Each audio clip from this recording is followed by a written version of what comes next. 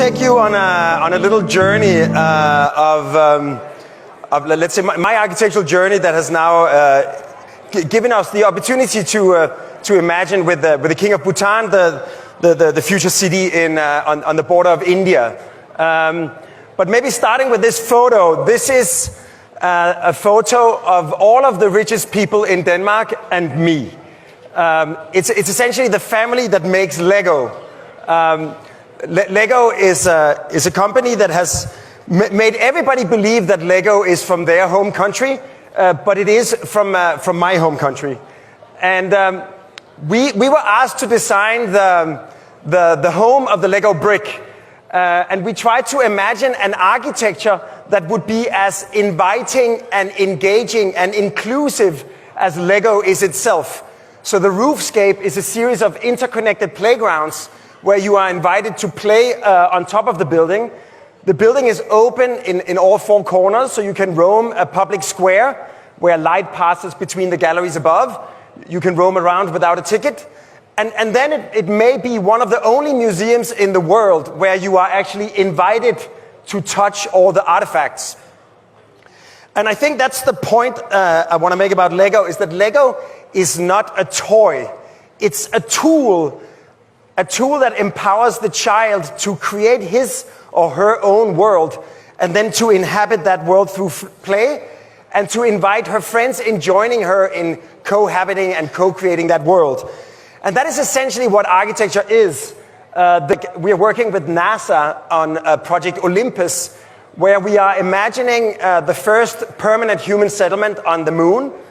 In Baltava, in Prague, we're designing the National Philharmonic of Prague, which is essentially connecting all the way from the river to the roof. But that's exactly what happened when the King of Bhutan reached out a year ago and invited us to come to Galefu in the south of Bhutan on the border to India and think with him about making an entirely new administrative zone that could be attractive for the younger generations of the Bhutanese and the Indians and the surroundings to settle, but based on the principles of Bhutan. Bhutan is an incredible country because nature is preserved. 70% of Bhutan is covered by forest. It sequesters twice as much carbon as it emits. It's defined by these river valleys that run through the Himalayas. And you have agriculture and living integrated. It's also a country where the history is still very much alive. The kind of beautiful dzongs and the kind of arts and craft is still being built today the way it was 400 years ago. And that also means that you have a visual urban environment where color and craft is omnipresent, which makes it one of the most beautiful places I've ever been. And it's also a place where spirituality is everywhere. And I loved Sadhguru's definition of spirituality as seeking. So essentially, everywhere you go, spirituality and celebration and sharing of wisdom is part of the practice. And they've taken all of the principles of Vajrayana Buddhism and baked it into the 9 parameters of the Gross National Happiness Index, measuring their success as a nation by happiness rather than economic output. So we thought for the Mindfulness City, we would take the 9 measures of national happiness and use them to define the programs of the city, and also translate them into design principles for the sort of urban design of the city.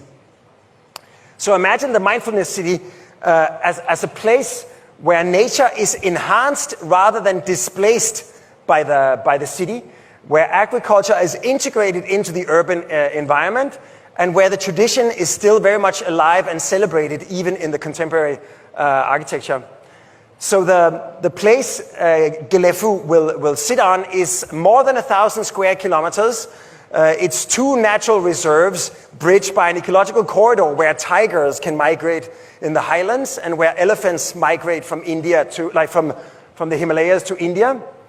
So the rivers really characterize the landscape and the scenery, and you have people living among the rice fields. So we developed a principle where the city essentially sits between the highlands and the border to India.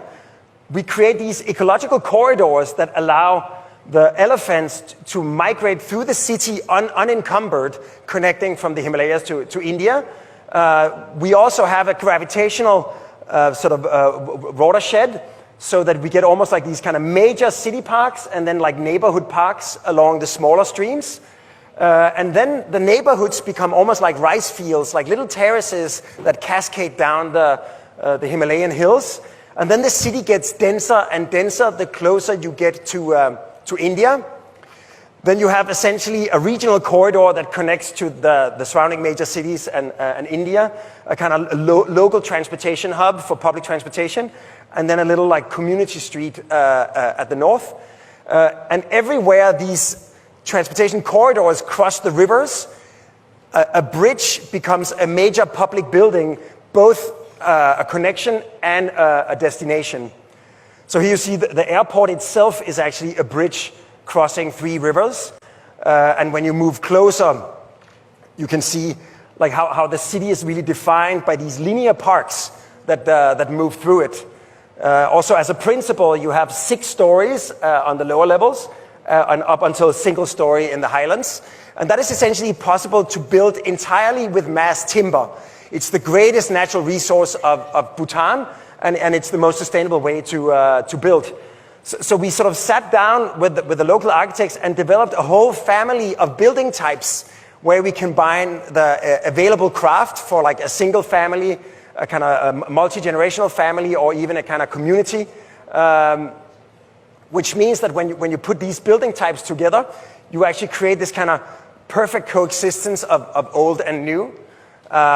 The local streets have permeable pavements so that water can penetrate through, creating a resilient environment.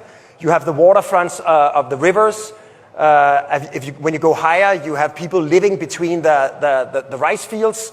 And finally, in the highlands, you have like very sort of reclusive and sort of possibilities for extreme levels of mindfulness.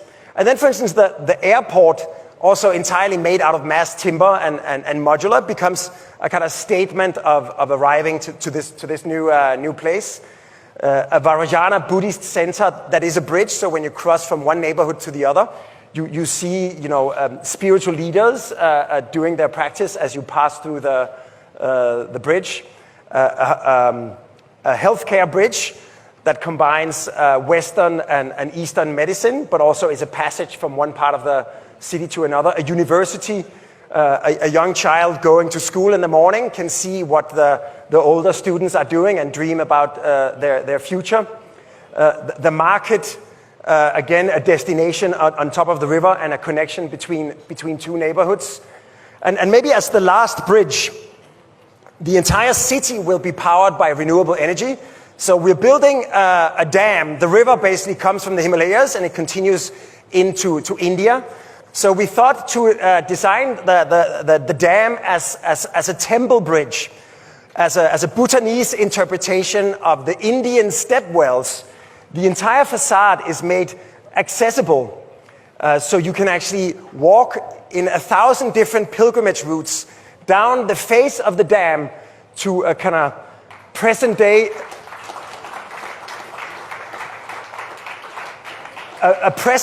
equivalent of the tiger's nest, so that as you visit Bhutan and this region, it somehow consolidates all of the elements of the mindfulness city.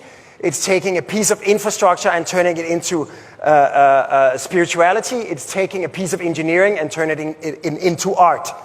So maybe and in some way I could see that maybe the temple dam could be for the mindfulness city what the Eiffel Tower is to Paris or the Sydney Opera is to Australia. So maybe just to end, we presented the master plan together with the king at the National Day in Bhutan in December, and we're currently accelerating the work on the dam and on the airport.